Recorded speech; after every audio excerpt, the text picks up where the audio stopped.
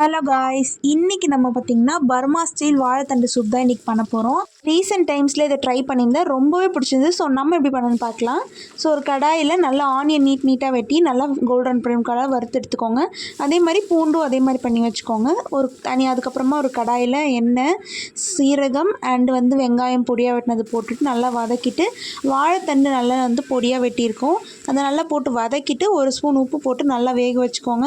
இன்னொரு side by சைடில் ஒரு 5 காஞ்ச மிளகா அரைச்சி வச்சுருக்கேன். மஞ்சத்தூள் போட்டுக்கலாம். போட்டுட்டு நம்ம இப்போது இது மூழ்கிற அளவுக்கு தண்ணி நிறையா ஊற்றி நல்லா மூடி வச்சு வேக வைக்கணும். நல்லா வெந்ததுக்கப்புறமா ஒரு 50 கிராம் அளவுக்கு கடலை மாவு கரைச்சி அந்த தண்ணியில் ஊற்றிடுங்க. அந்த மிக்சரில் ஊற்றிட்டு அது நல்லா கொதிப்படணும். கொதிப்பட்டது இந்த வெங்காயம்லாம் நம்ம ஃப்ரை பண்ணி வச்சுருக்கோம்ல, வெங்காயம் பூண்டு அதை எல்லாத்தையும் போட்டு நல்லா கொதிக்க விடுங்க. கொதிக்க விட்டுட்டு கொத்தமல்லி போட்டுட்டு கொஞ்சோண்டு லெமன் ஸ்க்வீஸ் பண்ணி எடுத்திங்கன்னா சூப்பரான வாழைத்தண்டு சூப் ரெடி ஆகிடும்.